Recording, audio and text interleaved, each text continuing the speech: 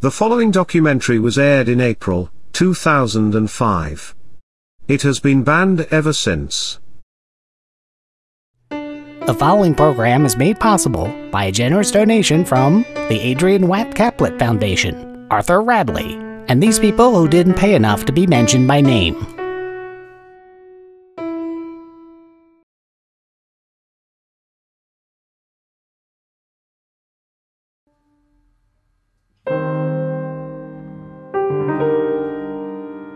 I remember when he died.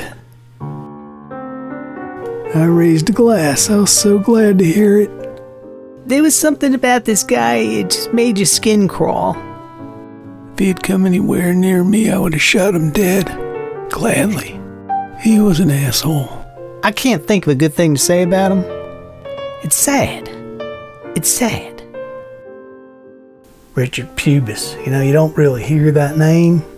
There's a reason for that. Same reason you shouldn't be making a documentary about this guy. He ain't worth it. Richard Pubis. There's a name I haven't heard in a long time. I haven't heard that name in a long time. If you want to get a good idea who Richard Pubis is, you got to look at his daddy, Wilford Pubis. So we're talking about the Civil War here. And it gets weird.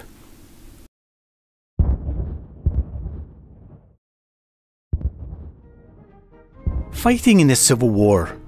It sounded like fun. However, I didn't find dysentery fun, or sitting around in mud all day, or having somebody's brains splattered all over my uniform. Not for me, thank you very much. I deserved better. Before long, I got promoted and got my ass stationed in Washington. Once there, I did what anyone would have done. I started an affair with President Lincoln's wife. Now, people said she was crazy. And they were right, crazy in bed. But reporters found out, and I was dishonorably discharged. But I'll tell you, it was worth it. Captain Wilford Pubis. So the Civil War ends. He goes back to New York City, does some kind of shitty jobs. Then in 1900, he has a kid with a prostitute who has no arms. I mean, that's not really important to the story, but you gotta admit, that's kind of an interesting angle. Well, Wilford died, and then his mother died, and suddenly he was all by himself. And that probably explains a lot right there. Probably. Maybe not.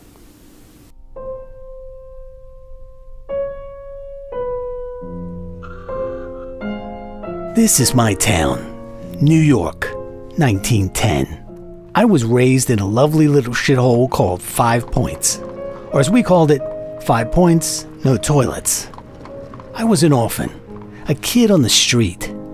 As such, I learned everything I needed to know about petty larceny, whether it was burglary, robbery, or my personal favorite, fraud. Before I hit my teens, I had a thorough education on the streets, and let me tell you, our pint-sized crew was the best. There was Al Capone, Lucky Luciano, I mean grade A future talent. And we stole anything that wasn't nailed down. Then, we sold it all for whiskey and cough syrup because it still had heroin in it back then. I miss those days. Mostly because the cops were less likely to lock you up if you were still a kid. Richard Pubis. Oh, 1920s, yeah. Richard got involved in minor league baseball.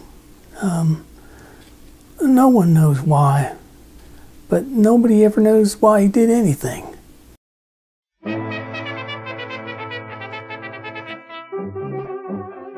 I was the pitcher for the 1923 Newark Scufflaws.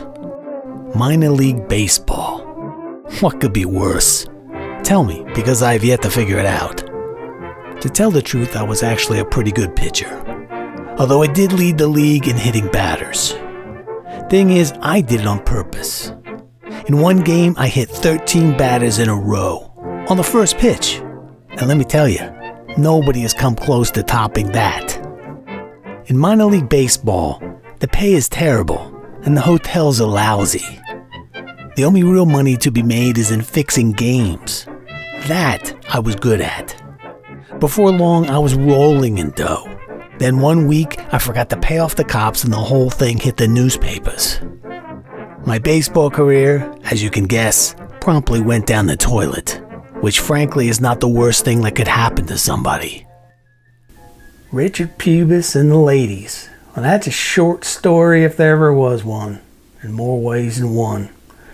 He did get involved with Benita Beaumont, but I think he had a poor understanding of the difference between a relationship and engaging a prostitute. But that's him. He was like that, a little dense. I had sex with Benita Beaumont once. It changed my life. She was amazing. Absolutely amazing. Dearest Richard, it is plain that you have no idea how to please a woman sexually. Your penis is remarkably small, smaller than I ever imagined. I will continue to drop my panties when required. However, I expect to be paid for each of our unfortunate sexual encounters. Also, my ass remains off limits, now and forever. Benita Beaumont. So here's a man, he's out of work, got no luck with the ladies. I mean, what's a man to do? Well, clearly, go into Congress, which is exactly what Richard Pubis did. I think he showed promise in Congress. He brought forth some pretty good ideas, I think, but I guess people weren't ready for his ideas. I mean, it's as simple as that.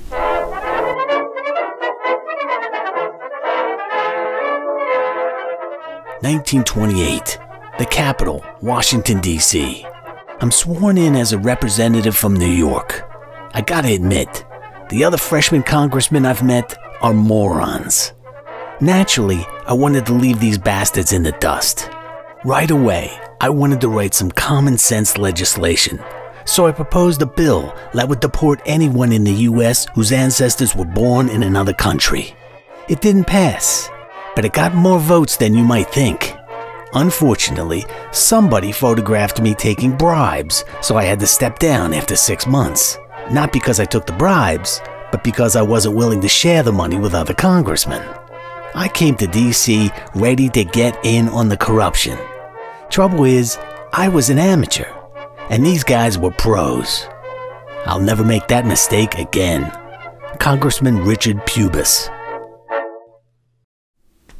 So one day in the early 30s, completely out of the blue, Richard Pubis decides it would be fun to run a newspaper. So he tried that, but I think you know what the result's going to be pretty much right off the bat. They tried to get me to be a reporter on his paper. And there's no way I was going to do that. No way.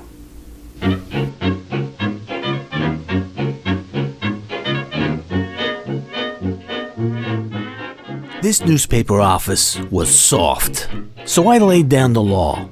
I'm in control. Nobody fucking questions my authority. If anybody tried, I'd tear off their head and shit in their neck. Fear, humiliation, depravity, that keeps a newspaper running. And I supplied plenty of that. When our circulation increased and the fucking advertising dollars poured in, I got the staff together and called every one of them an asshole just to confuse them. And it did. During a meeting, I shot 3 shithead reporters dead just for talking back. Everybody thought I'd go to the hoosegow for that. But I got off scot-free. All I did was blackmail the judge and pay off the jury. Just goes to show, when you're the #1 asshole, you get away with it.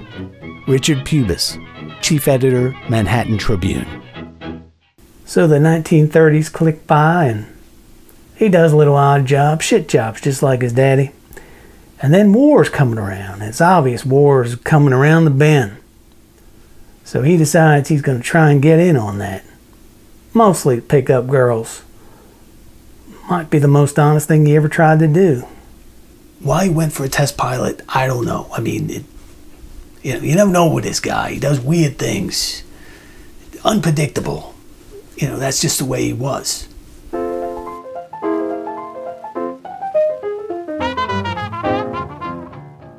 Early 1940. I joined the Navy as a test pilot. War was in the air, and I wanted to be a part of it and drop bombs on people. You can't do that in civilian life, but you do it in the military and they give you fucking medals afterwards. Go figure. Anyway, they stuck me with this shitty old biplane. Let me tell you, I was pissed. So I did a rollover with my flight instructor. Now, I had no idea he wasn't strapped in, so out he goes, where his body ironically crashes through the roof of a funeral parlor. Needless to say, I didn't stay in the military very long, but it's like I told my CO, these planes aren't gonna crash themselves. Lieutenant Richard Pubis. Well, the thing is, Richard is not going to be dissuaded from getting into the war because he has an ulterior motive. He's got all kinds of stock in Volkswagen, and he wants Germany to win. Of course, he can't tell nobody that, so he has to be very, very secretive. Was he a Nazi? I don't know. I don't know whether he was or not. But one thing's for sure. He wanted Germany to win.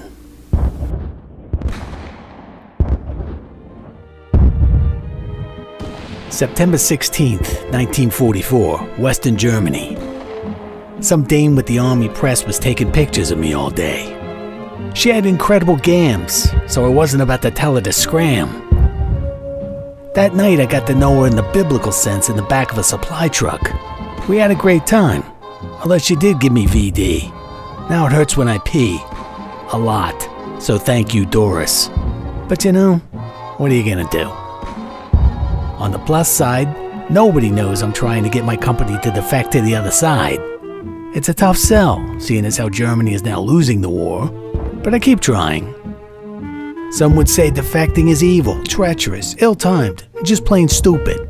But that doesn't mean it's a bad idea, although it probably is.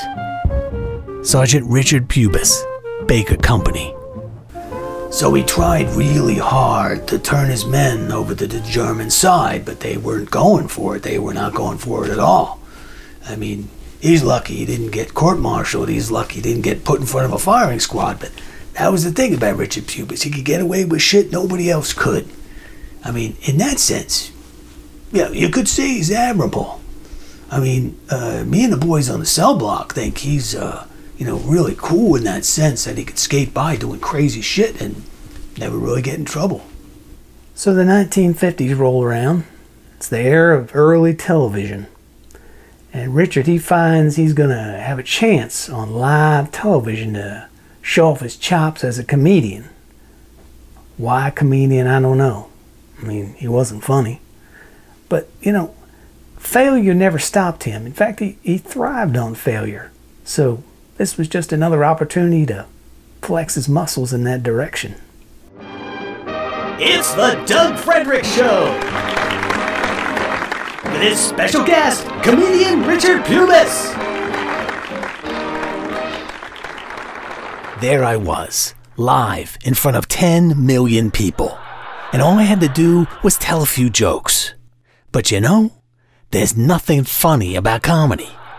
This audience, they weren't ready for real comedy. You know why? Because real comedy contains F-bombs. A heaping, helping of F-bombs. But these people wanted jokes about the weather. I wasn't about to do that. I gave them jokes about fucking. Jokes that would make a trucker blush. And they couldn't handle it. In the end, I was told I'd never be allowed on television again. Fine by me. It's a stupid medium anyway. Yeah, it's a big deal in 1954. But let me tell you, by 1964, it'll probably be nothing. Mark my words. Richard Pubis. So it's the early 60s. He's starting to feel a little bit of old age coming on. So what's he going to do? Strangest thing he ever thought possible. He goes to Greenwich Village, wants to be part of that bohemian folk singer atmosphere that's going on down there with Dylan and everybody else. He reinvents himself as a folk singer. And it's a terrible, terrible idea. He detested young people. So, that hindered his ability to be a good folk singer. Ladies and gentlemen, please welcome to our stage for the first time here at Cafe Blah, Mr. Dick Pubis.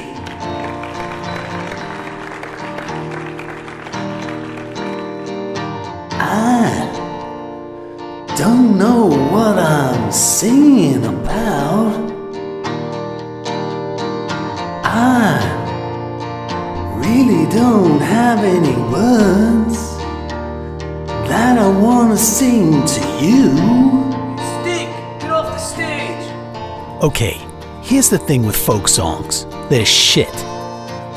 Just strum a couple of chords and read from the fucking headlines and boom, you got a folk song. And make it slightly ungrammatical, even though you and the entire audience is highly educated. Yeah, I had a bad attitude to the genre and the audience. And I guess this was kind of reflected in my debut record, which nobody bought. Stick. But let's face it, this is no way to spend your time. Get off the stage. So at this point, something really strange happens. He takes his incredibly small amount of experience as a pilot and turns that into something. And it goes about as well as you would think it would go. There's no way in hell I'd ever want to be on a plane that Richard Pubis was flying. I mean, the guy's interesting, but no, that's no, not gonna happen.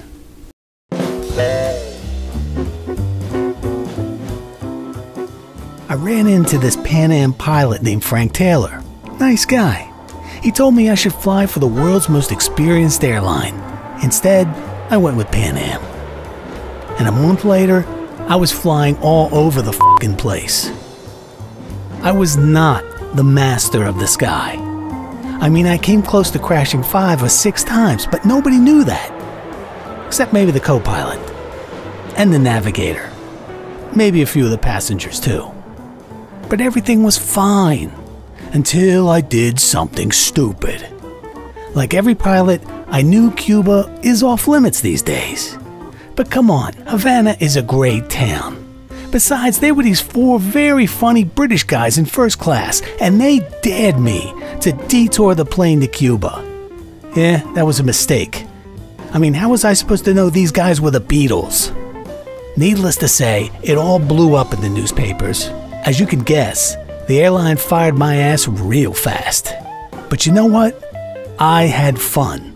So Pan Am can blow me. Pilot Richard Pubis. So Richard, he doesn't know what to do with himself. He decides he's going to go into television and he's going to make a TV show. Now, this is 1970s, and I don't think anyone was ready for what he had going on.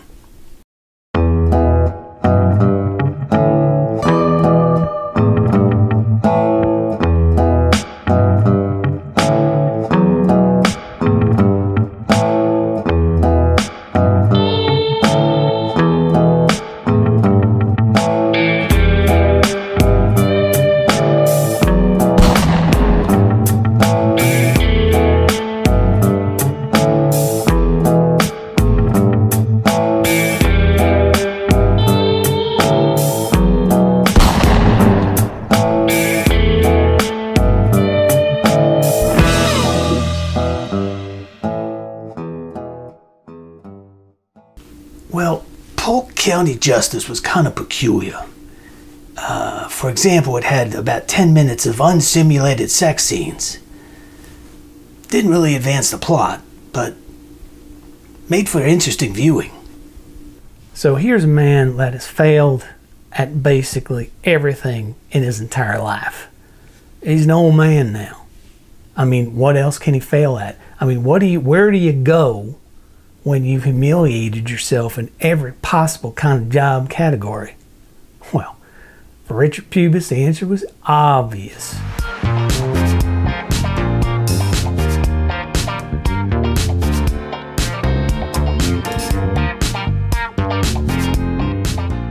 Now, I've seen Naked Shower Sluts too. And frankly, it's not a bad movie. I mean, production values are surprisingly good. I mean, the acting, it's pretty good. It's on par for a low budget film. And the script's actually kind of entertaining. I guess that's not really very important to what we're talking about here, but I just thought I'd say that. Well, the end was coming for Richard Pubis. Not fast enough, but it was coming. Some people die exactly the way you expect they're gonna die, and that was definitely the case with Richard Pubis. I mean, when I read about it, I laughed my ass off, actually. It seemed so appropriate. I mean, come on. Very appropriate. I don't want to keep harping on the idea that you shouldn't be making a documentary about someone so worthless, but I'm going to say it anyway because it needs to be said. So I'm saying it again. If you don't like it, well, then don't use it. I don't care. I mean, it don't make no difference to me. Do whatever you want. I mean, I don't care. Man, what a joke that day was. The whole funeral was attended by community theater actors that were being paid to be mourners. I mean, who does that? I read about the funeral. That was a good day. Yeah, like I'm supposed to care about this guy. Give me a break. I can think of a long line of people that would like to take a piss on that grave. I'd say this is proof that there is a God. He was a worthless piece of crap. He can go straight to hell for all I care.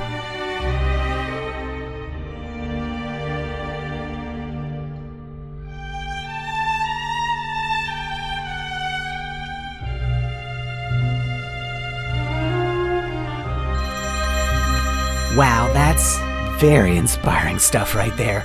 Well, welcome back to our bi-weekly pledge drive. If you'd like to see more quality programming like Richard Pubis, the #1 asshole, it's time to send us money.